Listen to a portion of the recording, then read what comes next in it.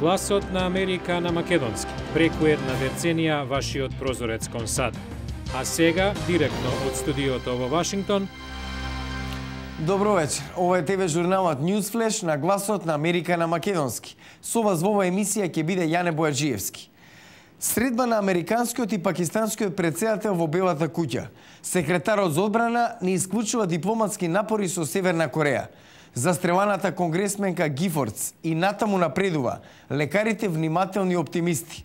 Со ова ги започнуваме вестите. Американскиот секретар за одбрана Роберт Гејтс смета дека шестраните разговори за нуклеарната програма на Северна Кореја може да продолжат штом Пјонкјанг прекине со провокативните акции и ги почитува претходните договори. Гејтс во Сеул по средбата со јужнокорејскиот министер за одбрана Ким Кван Јин оцени дека е можна дипломатија со Пјонкјанг, доколку режимот постапува продуктивно и во духот на добра волја. Борбата против тероризмот, економските реформи и поддршката за демократијата. Теми на денешната средба на претседателите на САД и на Пакистан во Белата куќа. Азиф Зардари ќе присуствува и на комеморацијата за специјалниот американски пратеник за Пакистан и за Афганистан Ричард Холбрук, кој ненадејно почина во декември. Добри вести за здравствената состојба на застреланата американска конгресменка Габриел Гифордс. Успеала да ги отвори очите и ги придвижила рацете и нозете. Неврохирургот Мајкл Лимоне вели дека е свесна за околината. Во меѓувреме беше погребана најмладата жртва на оружениот инцидент во Аризона, во кој загинаа 6 лица. Кристина Тейлор Грин имаше само 9 години. Питер Фонда одигра главна улога во драма од вистинскиот живот. Се јавил во полиција да извести дека видел труп во автомобил. Полицијата вели дека 70 годишниот актер не е вмешан во случајот. Еден од најсексипилните мажи на денешницата доби звезда на булеварот на славните во Холивуд. Колин Фирт е номиниран за Оскар за улогата во Самец. А ако сакате да сте во тренд, носете светли бои. Тоа е пораката од модните писти за пролетната сезона. Се наметнува портокаловата, а први ја испробаа некој од актерите.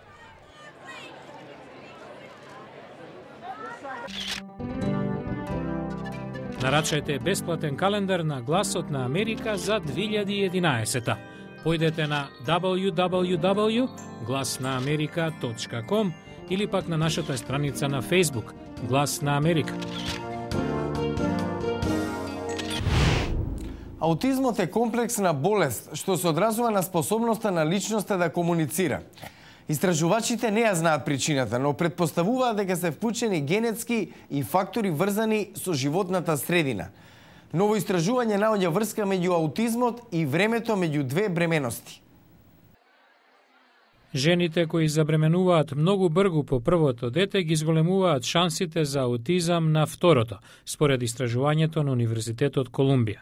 Биле проучени медицинските досиеја на над половина милион бебиња кои биле второродени, како и колку време минало од првата до втората бременост на мајката. Томас Фрейзер од Кливлендската клиника не учествувал во истражувањето, но е авторитет за аутизам. Ако второто раѓање е во рок од 12 месеци по првото, второто дете е со поголема веројатност за аутизам. Тоа е 3 пати поголема шанса за аутизам. Децата пак, зачнати меѓу 1 и 2 години од раѓањето на првото дете, се со 1,25 пати поголема шанса за аутизам.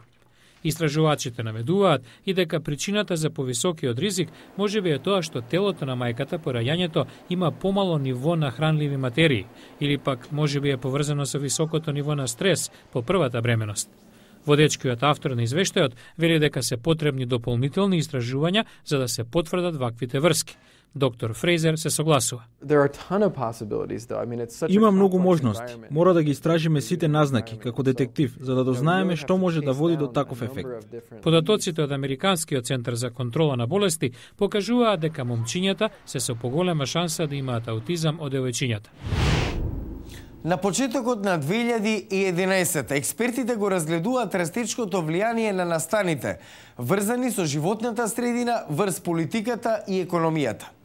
Квалитетот на храната, енергијата и транспортот, меѓу другите прашања, се чинители во глобалниот развој и заштитата на животната средина. На пазарот во САД годинава ќе бидат представени речиси 25 модели на автомобили, сите на електрична енергија или хибриди. Главните корпорации најавија дека ќе купат голем број за да го обноват возниот парк. Джонатан Лаш е председател на Светскиот институт за ресурси, кој објави предвидување кои настани врзани со животната средина ќе остават белег во 2011. Постојат прашања колкава е користа по животната средина од префрлувањето на возила на електрична енергија. Ако електричната енергија доаѓа од јаглен, тогаш намалувањето на јаглерод диоксидот во атмосферата е 25%. Транспортот, вели тој, ќе биде голема тема, а ќе дојде до подем на јавниот превоз. Лаш додава дека Кина наголемо инвестира во брзи возови повеќе од која и да е друга земја и во обновливи извори на енергија. Тој смета дека САД заостануваат политички на оваа тема. Минатата година Конгресот не успеа да усвои легислатура за климатските промени. Како резултат на тоа, додава Лаш, напредокот кон чисти видови на енергија е спор, но се надева дека промените на ниво на сојузни држави ќе влијаат и на национално ниво. Друг важен чинител за Лаш е цената на храната, што расте не само поради поголемата потреба од енергија и порастот на населението, туку и климатските случувања ширум светот, поплави, суши, невремиња, што го попречуваат снабдувањето со земјоделски производи. Експертите предупредуваат дека во најголем ризик се сиромашните земји.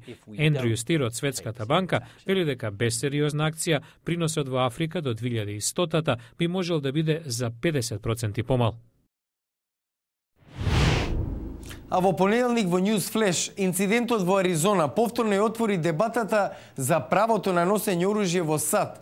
Гледате во понеделник во News Flash. Во понеделник во News Flash, уставно право, но дали и опасност. Јавноста во САД поделена околу носењето на оружје. Гледате во понеделник во News Flash. Го гледавте News Flash на гласот на Америка на македонски. Јас сум Јане Бојаджиевски од студиото во Вашингтон. За најнови содржини посетете нашата веб страница glasnaamerika.com. Пријатна вечер. Се гледаме в понеделник.